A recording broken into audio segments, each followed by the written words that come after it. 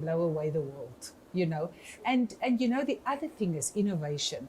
We are a continent of innovation. Because why are we a continent of innovations? Because we have so many challenges, you know, and that brings absolutely the best out of people, you know. You know, I think if you're in a place where everything works, it becomes quite dull, isn't it? You know, and for us, we constantly come up with new ideas. You know, we are one of the we will be in a few years the youngest continent in the world. And that gives us that edge, you know. And so technology for me are all part of that. It's not a replacement, it is an added value, you know. Yeah. Where do you see Meetings Africa in the next 5 years? I see Meetings Africa cemented as the platform for the African continent, where we will come alongside each other and showcase a united Africa brand for the meetings industry, that we can, you know, just wow the world, and that the world will sit on the tip of their chairs and say, there's no other place that we need to do our meeting but in Africa. Apart from Meetings Africa, what is the other show or exhibition that the convention holds, and how is it playing its role into the community, and what's the community saying about it? Yeah. So you know, we also have Africa's Travel in Durban that is owned by us. As South African Tourism and the Convention Bureau, you know, we are the unit that executed. A fantastic show again. And one of the most important things, but even here at Meetings Africa, there are a few things that is happening here. We as South Africa bring our small businesses, entrepreneurs. You know, there are 24 of them. There's actually many more. But we specifically bring, you know, with our Department of Tourism, 24. They are tour operators, they are professional conference organizers, destination management companies, you know, some venues that they own. So that is that's that platform. We also, from a community perspective, we have what we call a sustainability village. And I really need to just quickly touch on it. We, a few years ago, decided that it is not worth it for us to buy everyone the same pen and the same book and leave it. And it's very expensive, you know. We buy very expensive corporate gifting. But then people leave it because it's not something that they necessarily wanted. And we then came up with the idea of a sustainability village.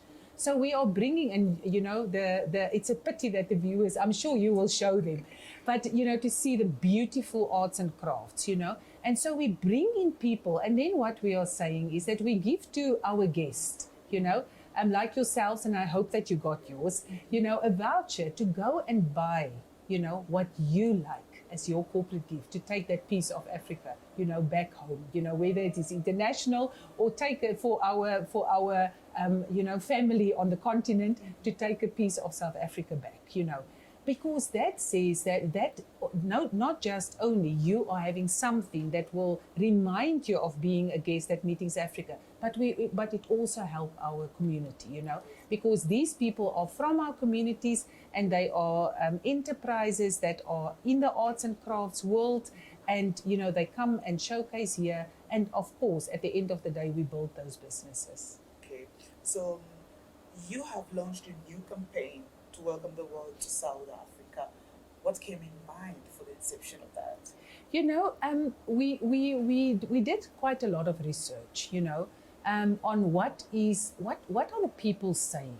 How do they feel? You know, everyone, I think every destination went out and put, you know, virtual tours in. But I don't believe that a virtual tour can anywhere in Africa, not just in South Africa, do any justice to our destinations. Because Africa has a rhythm. Africa has a place that you can come and rest and be rejuvenated. You know, it's a place where the drums are the only place in the world where the drums can sound and bring a people together, you know. It's the smells and the taste, you know, of our country. It's the culture. How do you know, people, it's connections. And so that was really where it all come and live again, you know. Come, and after all of these things, and we found that people said that they want to do a holiday, but a holiday in a different way. They don't want to just come and lie on the beach and, you know, see the mountains and whatever.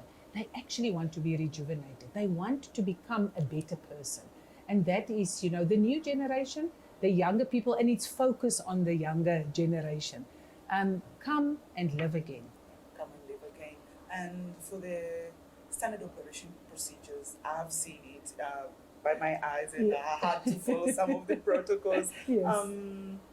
When you decided that we want to do Meetings Africa in 2022, now we're doing it regardless of everything.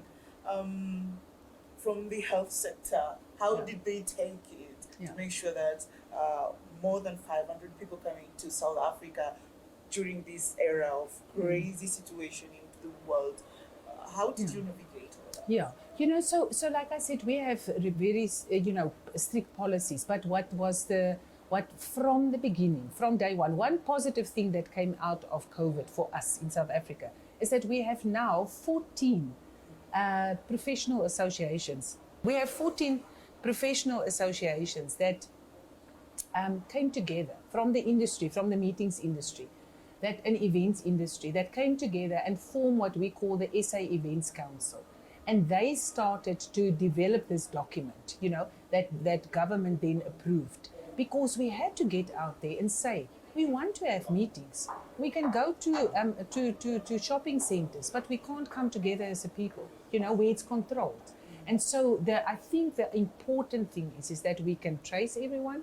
We know everyone. We even have systems, in innovation where you can, you have a QR code and you can upload your certificate, your COVID certificate, and you can, and if not, you can even do a rapid test, on site. But all these things that you were saying and experience around you is really documented with the SA Events Council, because we wanted to show government that as an industry that we can have a safe event, because I think it is, again, it's that balance between livelihood and lives, and so that is what we have. We have standard procedures that every event has to adhere to as a country for us to be able to host. And then, of course, for us, it was fantastic when our president announced that we can be 1,000 people in-house and 2,000 people outside, because then we knew that, Meetings Africa can really go ahead. But I don't know if you saw, but on site, we actually have the Department of Health with us. They even have a vaccination site, if people that not been vaccinated, they can go and get the vaccine. I think I'll go for a booster shot. Yes, you can go, exactly for that. So, apart from Gauteng province, Durban and Cape Town, which is the other province in South Africa, really attracts meetings, events, exhibitions, and really people, when they go there, they can feel that, yes, I'm attending this and I'm having it all. Yeah. The incentive market that we really want to get back, the corporates are the ones that are, and worldwide, they're the ones that are the most hesitant, and I'm sure we all feel it. Sandton is one of it's the richest square mile on the continent.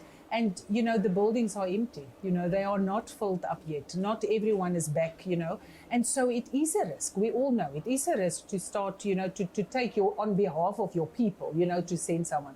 But I just want to say that if in South Africa, the incentive world are spoiled for choice. If you go to the north of our country, Limpopo and Mpumalanga, where God's window is. And, I always say, if you see God's window, you will know why it's called God's window, because you think you are in heaven, and look through, with God, look through to South Africa. But, they are, the wildlife experience in those two provinces are second to none.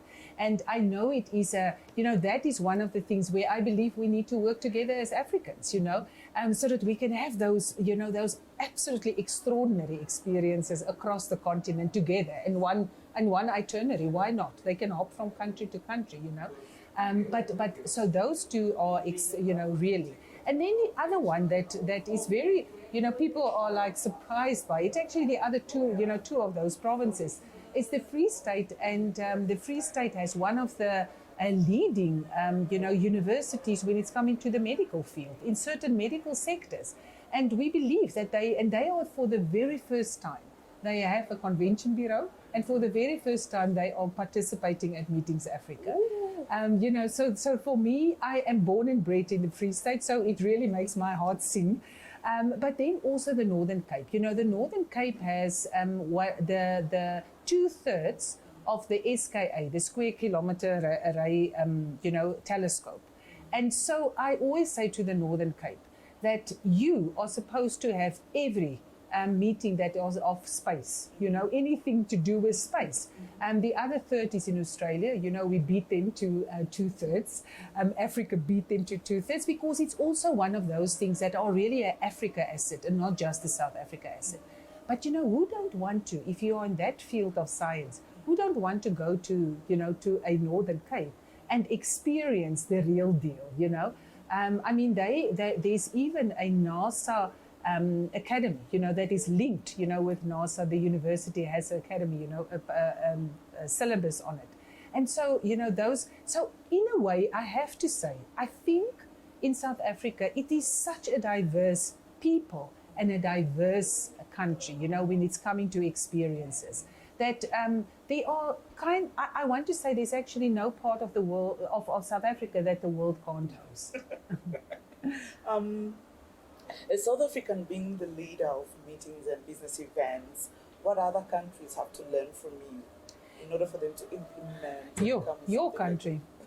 We are working, I think it's so important because you have the infrastructure, to do it. And if I say meetings infrastructure, I mean people that can host, that can be professional conference organizers, because those are the things that you need. You need connectivity, You need flights, you need airlines that go to your country.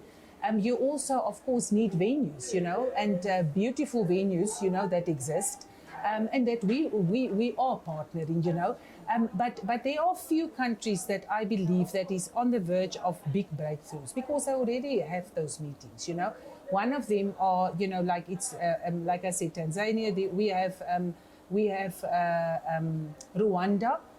Kenya is really also, doing what they need to do very well, having a convention bureau, and I do believe that we need to have these partnerships, The other countries, of course, that you have Uganda, that is good, Zimbabwe, you have Botswana, because for the incentive market, Botswana is also, like just beautiful to sell.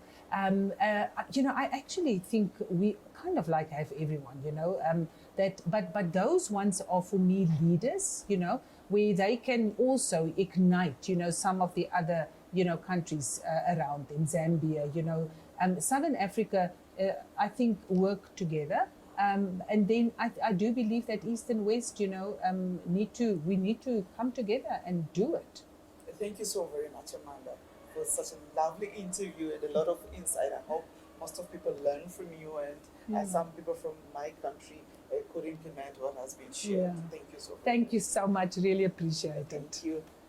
Yes, my dear viewer, we come to an end of our interview. We have been honored to have Amanda Kotze-Nhlapo from South African Convention Bureau, where we discuss different issues and events around meetings Africa and the success of it. And for me, I believe the Ubuntu spirit is what has made Meeting Africa to be what it is today. And as Amanda said, it's not about South Africa, it's about Africa first. It has to be about the continent, and then it's about which country to host the meeting. Till next time, it's me, your host, Gloria Michael.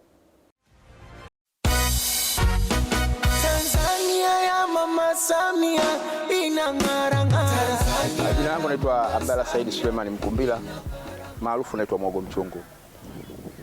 Ni mwaka mmoja sasa toka Rais wa Jamhuri ya Muungano wa Tanzania Mama Samia Suluhu Hassan ashike madaraka. Kimsingi amefanya mambo mengi ya kupongezwa na wala si ya kubeza. Na kati ya machache tu tunaona ameboresha elimu kwa kiasi kikubwa sana. Madarasa yamejengwa karibuni mikoa yote Tanzania. Karibu mikoa yote Tanzania madarasa yamejengwa, yametosha, na tumeambiwa kabisa kwamba hakuna hata mtoto mmoja katika mkoa wote atakayekosa shule kwa upungufu labda wa madarasa au madawati. Labda sasa uzembe wewe kwetu sisi wazazi kwa kutowapeleka watoto wetu shule. Haya ni mafanikio makubwa sana. Lakini tukiangalia kwenye umeme, tukiangalia mradi wa Nyerere kule Rufiji, jinsi ambavyo pesa zimetoka kwa ajili ya kuendeleza na kuwekeza umeme kwa kiasi kikubwa Tanzania. Tukiangalia